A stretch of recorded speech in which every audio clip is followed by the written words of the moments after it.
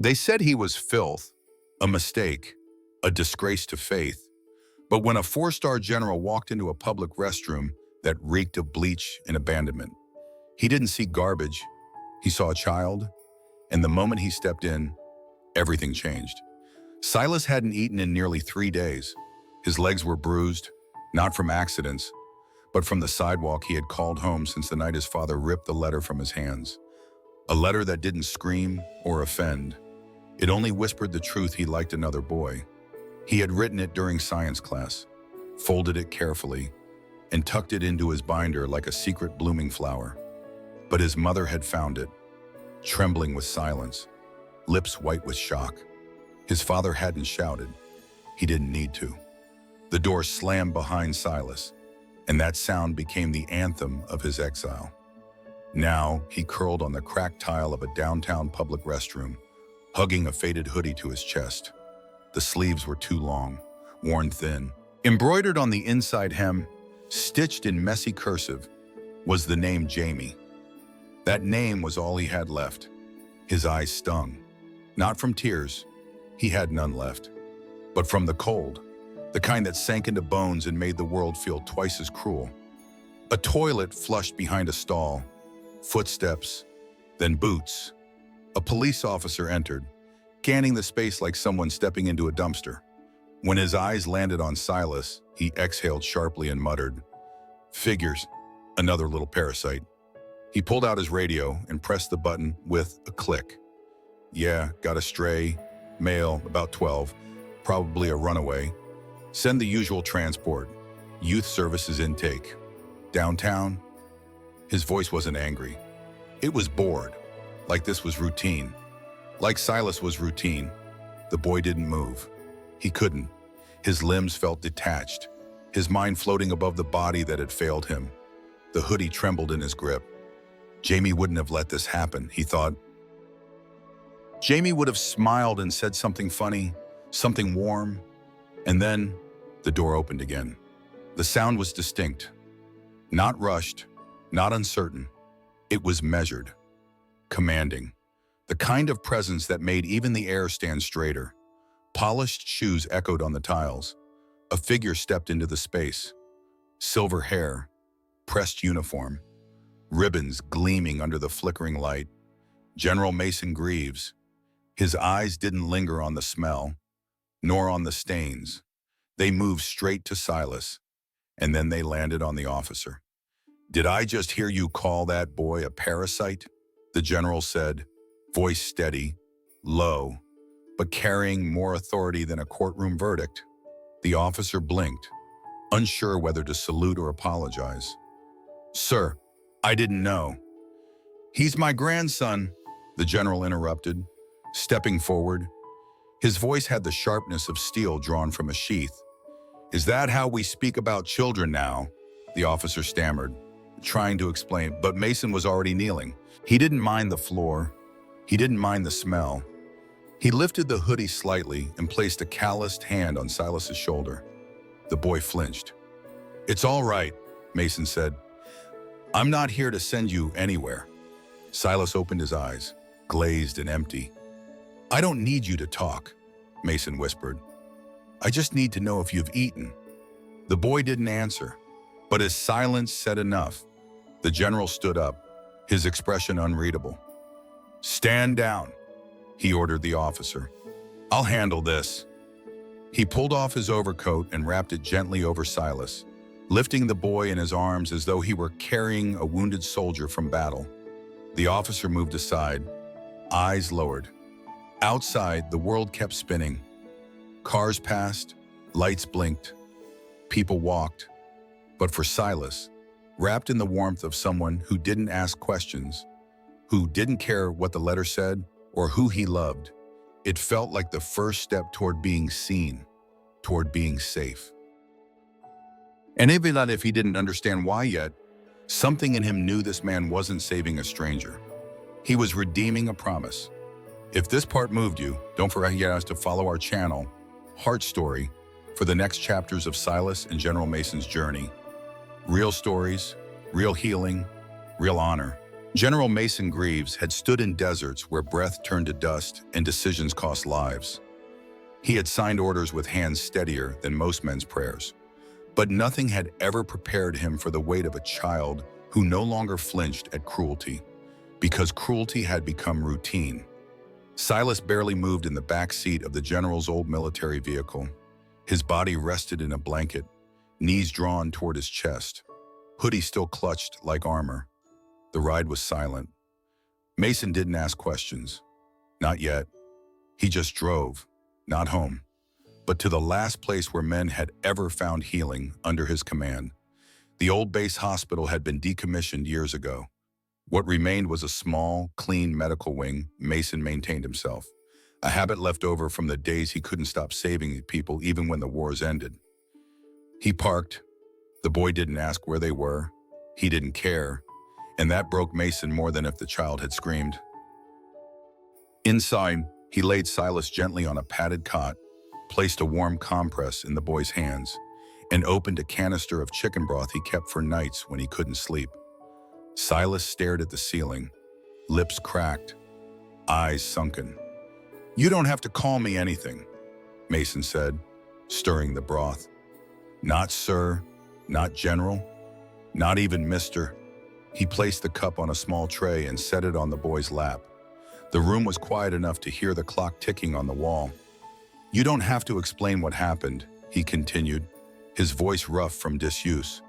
"I won't ask where you came from, or what someone thought you did wrong."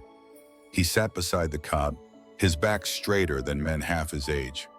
"But you need to eat, and if you keep that down, we'll talk about clean socks." Silas didn't reach for the broth, but he didn't push it away either.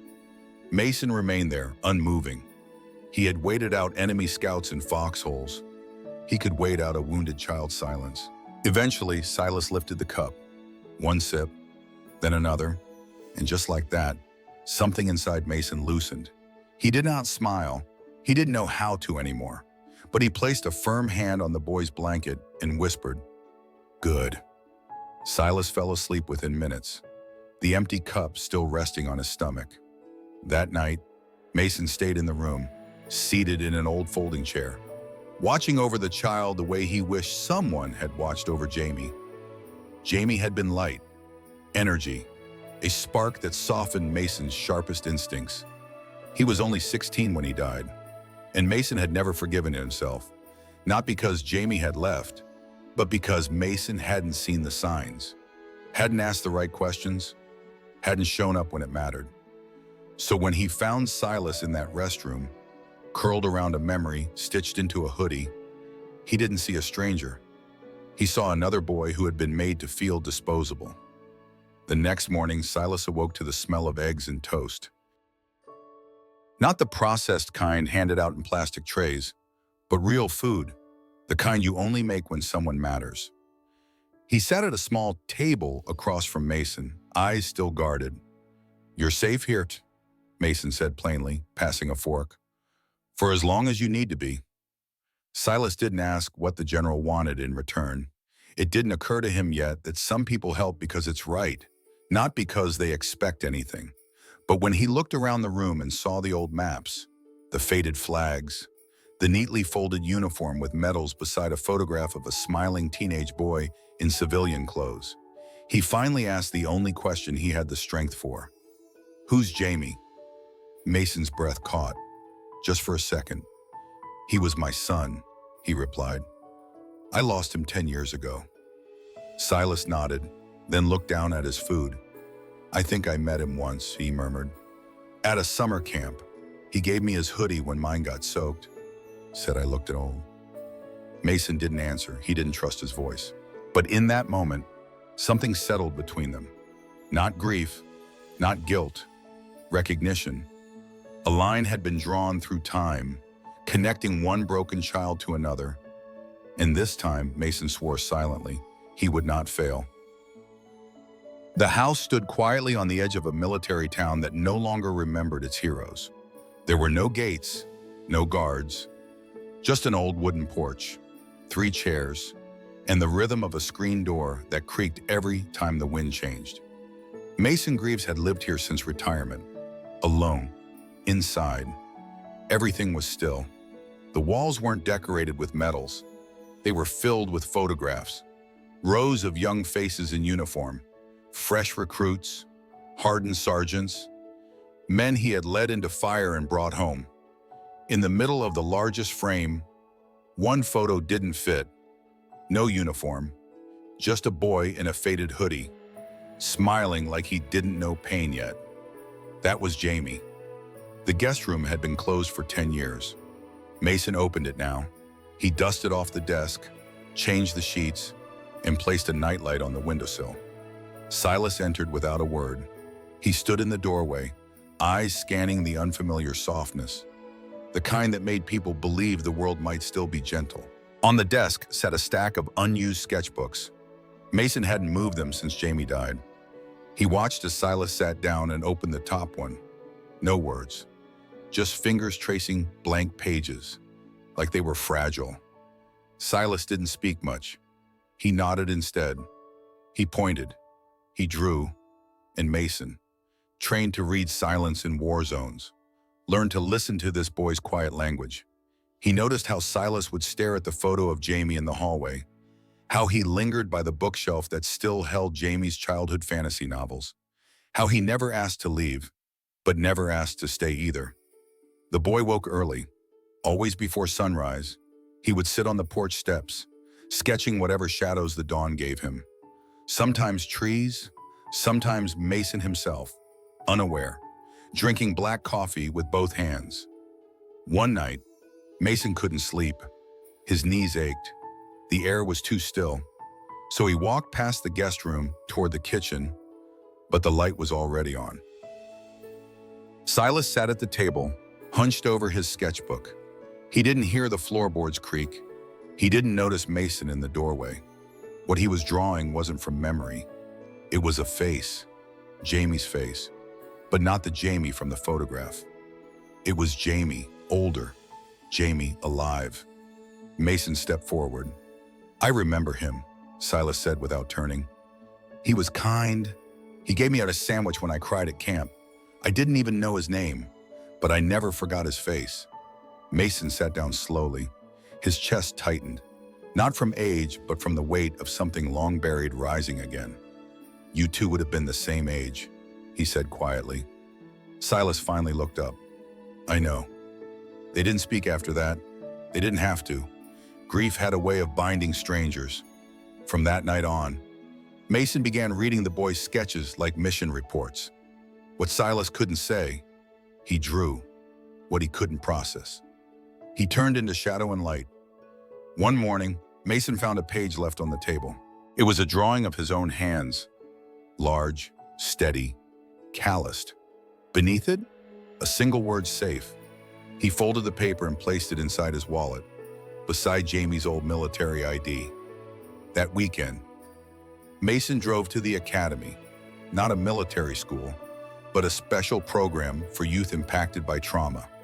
Part academic, part therapeutic, designed to teach structure without breaking spirit. He came back with brochures, placed them on Silas's bed, and said nothing. 2 days later, Silas packed his things, not to leave, but to prepare. He laid out his clothes, picked up the hoodie with Jamie's name, and tucked it carefully into his bag.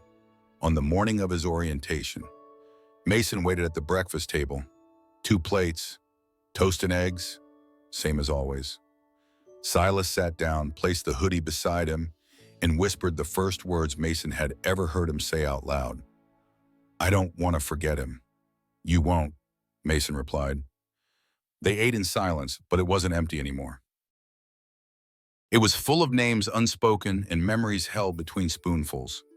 In that house of folded flags and unfinished stories, 2 generations who'd lost too much had found a rhythm again. And for the first time in a decade, the air didn't smell like morning. It smelled like morning. Silas had started to smile again.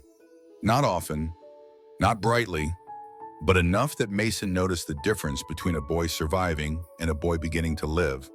The academy suited him. He returned home on weekends, his steps steadier, his sketchbook thicker. For Mason, it was It was like watching a wounded bird remember how to move its wings. But healing never comes without interruption. It began with a phone call, a sharp, rehearsed voice on the line. "We are the legal guardians of Silas Monroe. We demand to speak with whoever is harboring our son." The call came from a law firm linked to Silas's biological parents, Mr. and Mrs. Monroe, respected figures in a strict religious community, now running for leadership positions in a private school board for conservative families. Their timing wasn't coincidence. It was calculation. Mason didn't answer their demands. He went straight to court. By then, the press had already found the story. A decorated four-star general taking in a homeless, gay minor. It was made for headlines. And the headlines weren't kind. Former commander undermines family values. Retired officer using influence to promote LGBTQ agenda. They plastered Mason's image beside shots of Silas walking into school with a rainbow pin on his backpack. At a press conference, Mrs. Monroe stood before cameras, tears carefully painted into the corners of her eyes. "We never abandoned our son," she said.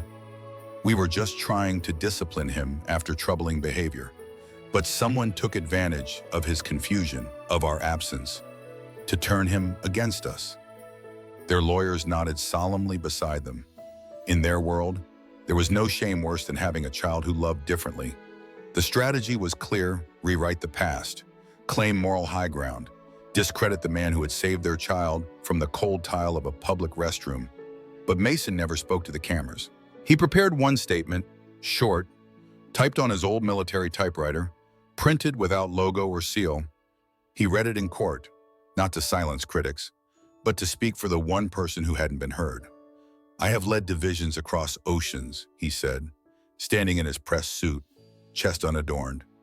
"I've issued orders that altered lives, but nothing has demanded more strength, more clarity, than seeing a child curled in a place where no child should sleep, and choosing to lift him instead of stepping over him." He paused. "I did not ask for permission to care. I did not wait for approval to act. I did what my oath demanded, to protect those who cannot protect themselves." Silas sat behind him, dressed in his academy uniform, back straight, eyes fixed on the floor. When Mason finished, the courtroom was silent, but the Monroes were not done.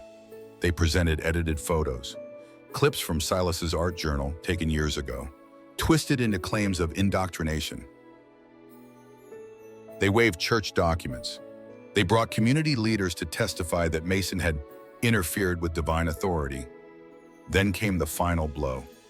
A video surfaced, Silas, at age 12, sobbing as his mother tore up his letter to Jamie.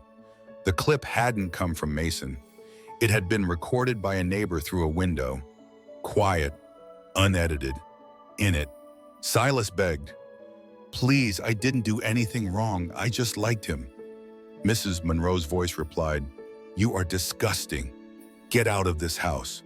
There were no more witnesses after that. No more statements. Even the judge took off her glasses slowly, as if the weight of justice had never felt so heavy. Mason didn't look at the Monroes. He didn't need to. Their silence, for once, said enough. Outside the courtroom, reporters rushed him. He said nothing until one asked loudly, "Why risk your legacy for a child who isn't yours?" Mason turned. His voice was quiet, but it cut through the noise. Because someone needed to teach him that honor isn't something others give you. It's something you choose, and I choose him. 3 years passed, not quickly, not quietly, but with the kind of slow, deliberate strength that healing demands. Silas grew taller, his voice deepened, his sketches became sharper, more confident, less afraid. He still wore the hoodie with Jamie's name stitched into the seam, though it no longer hung off his shoulders. He still traced the outline of that old photo every time he walked past it in Mason's hallway. But now he did so with pride, not pain. He had been accepted into a civilian military academy, a place designed for students who didn't come from privilege, but who carried something unbreakable inside them. At first, some whispered, a gay student in a school that valued order. tradition, uniformity. But Silas never flinched, because behind every stare, he could still hear Mason's voice. I choose you. And that was enough. On graduation day, the assembly hall was full. Rows of families filled the seats, fathers in suits, mothers holding bouquets. Silas stood in formation, his uniform perfectly pressed, his boots shining, not because someone told him to polish them, but because someone had once carried him out of a restroom and called him human. When his name was called, he walked to the podium, not rushed, not hesitant, just steady. Pinned to the left side of his jacket was a rainbow-colored badge. Below it, a small silver emblem. Not an official medal, not a rank, but a hand-engraved token that read, Jamie, 1997 to 2013. Silas adjusted the microphone. My name is Silas Monroe, he began. And 3 years ago, I wasn't supposed to be here. He scanned the room, faces blurred together, but Mason sat in the front row, shoulders squared, jaw clenched, not from anger, but from holding back something softer than war had ever taught him to show. I was told I was a disgrace, Silas continued. I was told that who I loved made me unfit to be part of a family. But someone found me, not because he had to, but because he refused to let me disappear. He paused, letting silence do what applause never could. He didn't ask if I deserved a second chance. He didn't ask about my past. He only asked one thing. Have you eaten today? And from that day forward, I did. I ate. I lived. I became. He looked down for a moment, hand resting on the emblem. I carry this badge not just for who I lost, but for the burst I could have been and the man I'm still becoming. He stepped back. The room didn't cheer immediately. It stood, quietly, together, not out of habit, but out of recognition. As he returned to his seat, Silas didn't look for approval. He didn't need it, but he did glance toward the man in the first row, the man who had once walked into a filthy restroom and saw a life worth saving. Mason didn't cry, but his fingers moved instinctively toward the insignia on his old dress uniform, one he hadn't worn in years. He didn't wear it now either. But in that moment, with Silas standing tall, Mason touched the place where his medals used to rest and whispered to himself, this is the only one that ever mattered. Later that evening, Silas stood outside, watching the sun fall behind the academy's tall brick buildings. Mason joined him, offering no words, just company. They didn't speak for a long time. Finally, Silas asked, do you think Jamie would have been proud of me? Mason nodded. I think he would have saluted you. They stood there as day turned to dusk, not a father and son by blood, but something stronger, chosen, earned. And in the silence, there was no shame, no questions, no need for permission, only honor. If you had to choose between legacy or love, between medals or mercy, which would you carry? Let us know in the comments below. We read every word. For more true-to-heart stories like this, don't forget to follow and turn on the bell at Heart Story. Real healing begins with being seen.